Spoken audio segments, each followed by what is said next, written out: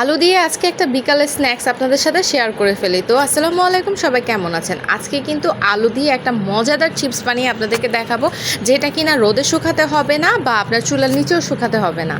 Just আপনি কাটবেন, চুলায় দিবেন, একদম মুচমুচে একদম কুরকুরে হয়ে যাবে। তো আমি কিন্তু সুন্দর করে একটা গ্রেটার নিয়ে নিয়েছি, যেটাতে একদম পাতলা পাতলা করে আলু কাটা যাবে। আপনারা যদি চান বটি কিংবা ছুরিতে যদি এরকম পাতলা করে কাটতে পারেন তাহলে কেটে নিতে পারেন। আমার কাছে যেহেতু গ্রেটার ছিল তাই আমি কিন্তু কেটে নিয়েছি পাতলা পাতলা করে, কারণ আমি কিন্তু অনেকগুলো আলু কাটতেছি। দেখেন, অনেকগুলো, মোটামুটি 4টা বড় বড় আলু নিয়েছিলাম, কারণ আমাদের বাসার চিপস খেতে কিন্তু অনেক পছন্দ করে। এরকম সেম একদম পাতলা হবে, আর দেখবেন সুন্দর করে ভালোভাবে ওয়াশ করে নিতে হবে। পানি থাকলেও কোনো প্রবলেম হবে না, কারণ ভাজার আগে সেম প্রসেসিংটা আপনাকে দেখালেই আপনি দেখবেন একদম কুরকুরে হবে। তো আমি কিন্তু এরকম একটা চালনি নিয়ে নিয়েছি, যেটা দিয়ে পানি এমনি পড়ে যাবে নিচের থেকে। তো ওই চালনিতেই কিন্তু আমি এটাকে মাখাবো। এটা আপনার কোনো ধরনের টিস্যু বা কোনো কাপড় বা কোনো কিছুতেই আপনাকে এটা মুছে নিতে হবে না।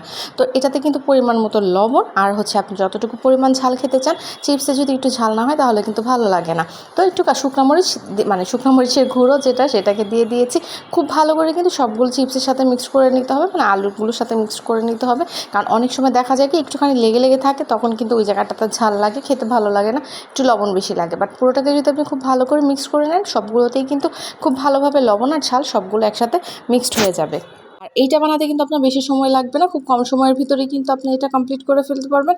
অনেক সময় দেখা যায় একদম পারফেক্ট চিপসের জন্য কিন্তু অনেকে চুলার নিচে দেয়, কিংবা আপনার রোদে শুকায় প্রায় 2-1 দিন। তো এরকম কোনো কিছুই করা লাগবে না। এই যে দেখেন, তেলে ভাজলেই কিন্তু হয়ে যাবে। তো তেলে ভাজার আগে যে কাজটা করতে হবে সেটাও কিন্তু আপনাদেরকে দেখতে হবে।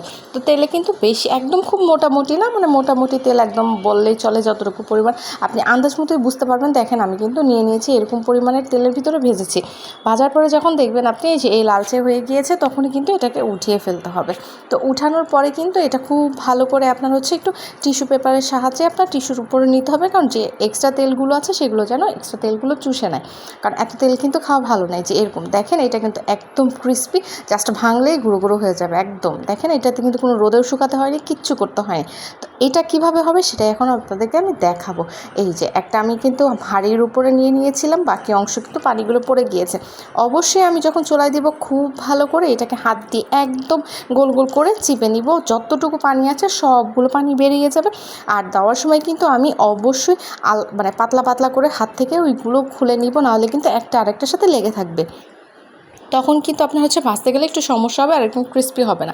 দেখেন, সবগুলো কিন্তু আমি একসাথে দিয়ে দিয়েছি। তারপরেই কিন্তু আপনি আপনার মন মতো হালকা করে ভাজলেই কিন্তু মানে একদম মুচমুচে চিপস রেডি হয়ে যাবে, যেটাতে কোনো আপনার মানে রোদেও পোড়াতে হবে না, আবার চুলার নিচে দিয়েও শুকাতে হবে না। জাস্ট 1 ঘন্টার ভিতরে কিন্তু আপনি এটা কমপ্লিট করে ফেলতে পারবেন। এই দেখেন, একদম ঝুরঝুরা আর একদম মুচমুচে। তো আজকে কিন্তু আপনাদের সাথে খুব ইজি একটা রেসিপি শেয়ার করে ফেলেছি, মানে যেটা সব বাচ্চারা বা সবাই পছন্দ করে খেতে। তো এটা কিন্তু খেতে খুবই মজা। দেখেন, জাস্ট হাত দেওয়ার সাথে সাথে ভেঙে গিয়েছে। তো আজকে এই পর্যন্ত, ভালো থাকবেন, সুস্থ থাকবেন, আল্লাহ হাফেজ।